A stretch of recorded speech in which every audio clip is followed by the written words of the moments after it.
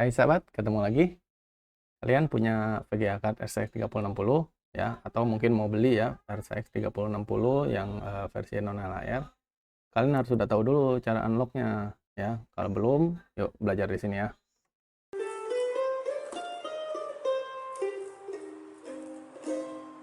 Kali ini saya akan membahas bagaimana cara untuk unlock ya, membuka kuncian dari VGA RTX 3060 ya, yang non LHR ya.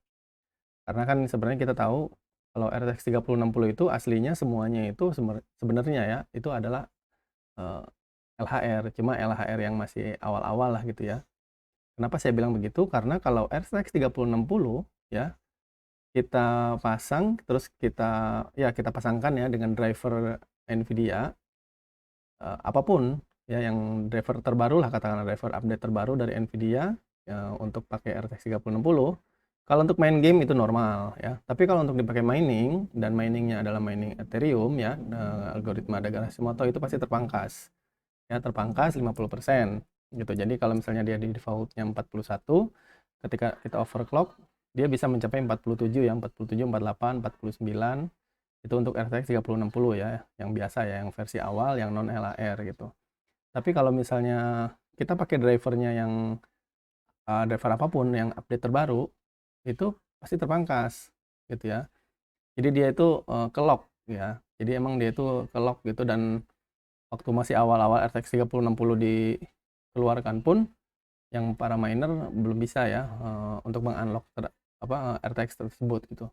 Tapi kemudian Nvidia mengeluarkan ada suatu driver yang ternyata dicoba oleh para konsumen, ternyata itu bisa unlock, yaitu drivernya itu termasuk dalam driver development ya dari Nvidia yang namanya driver jenis 470.05 ya. Jadi drivernya itu pokoknya nomor nomor serinya itu 470.05, itu bisa nge-unlock RTX 3060 yang versi non LHR ya, yang versi awal itu. Kalau RTX 3060 yang versi yang LHR, tapi LHR-nya benar-benar LHR asli, itu nggak bisa pakai driver itu gitu. Dia tidak mau terinstall ya. Tapi kalau yang driver non LHR, bagi yang non LHR yang RTX 3060 itu pasti mau diinstal driver tersebut. Ini bekerja untuk Windows ya. Jadi kalau untuk penggunaan di Linux ya, di iOS atau di yang lain-lain itu berbeda ya gitu.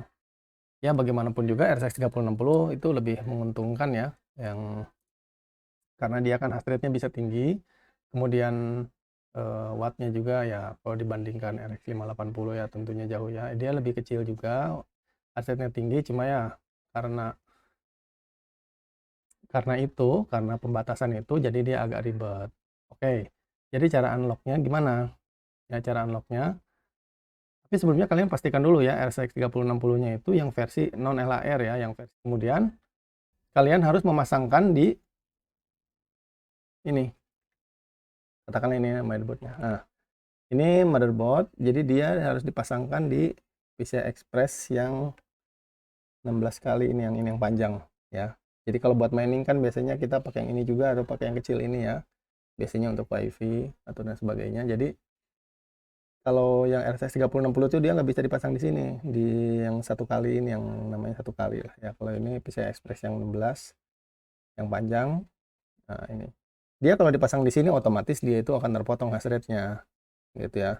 Kalau untuk penambangan koin yang lain bisa itu, tapi kalau untuk Ethereum nggak bisa. Jadi yang Ethereum harus dipasang di sini, di PCI Express yang panjang ini ya.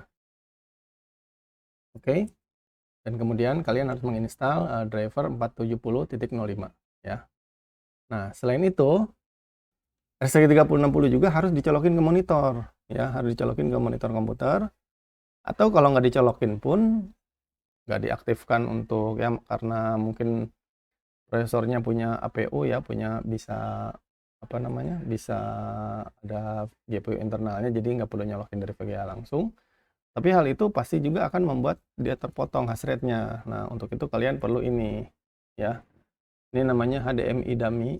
Jadi ini adalah alat kecil yang untuk ngebohongin si VGA card seakan-akan dia dicolokin ke monitor, padahal enggak gitu ya. Jadi ini dicolokin ke VGA-nya, baru kita masukin ke sini ya. Jadi selain di sini, ini juga harus dicolokin. Kalau ini kita cabut dari VGA-nya, dia pasti akan turun hash rate-nya ya. Jadi kalau kalian nanti monitornya keluarnya dari apa namanya?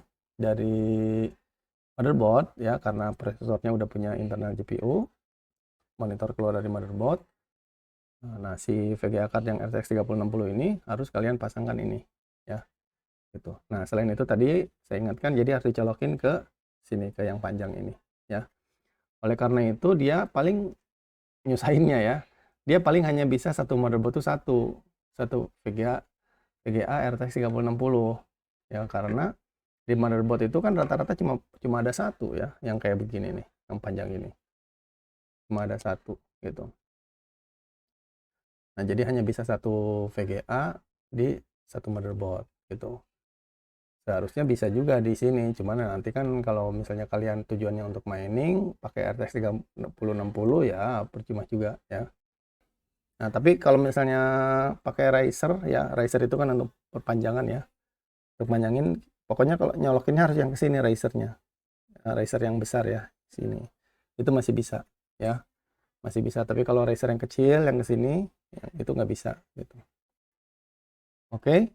Jadi yang pertama adalah saya ulangi, harus dicolokin ke PCI Express kali 16 ya, yang panjang. Kedua, harus dicolokin HDMI dummy atau langsung dicolokin ke monitor.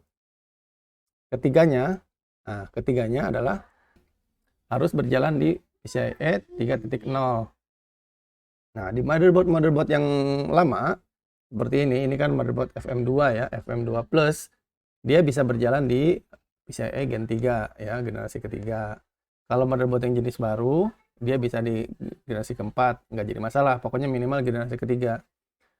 Karena ini saya contohnya FM2 ya, FM2 Plus. Kalau dia FM2-nya nggak ada plusnya, itu nggak bisa berjalan di PCIe Gen 3, dia hanya bisa berjalan di PCIe Gen 2. Jadi meskipun dia panjang begini, tapi secara sistem berjalan di Gen 2 PCIe-nya, itu nggak bisa full hash rate nanti si RTX-nya. Saya udah pernah coba juga. Jadi RTX 3060 kalau dicolokin ke dicolokin ke X16, tapi PCIe-nya Gen 2, dia pasti nggak akan full hash rate.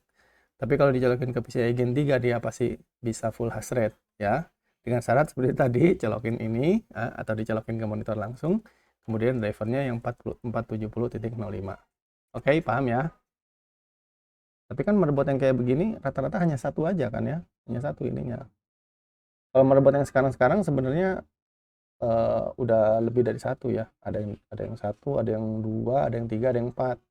Harganya beda gitu ya, harganya makin banyak makin mahal. Tapi rata-rata saya lihat kalau yang motherboard high end mungkin dari Asus ataupun dari apa MSI ya, dan lain-lain itu paling ada tiga ya, ada tiga atau ada juga yang empat gitu ya.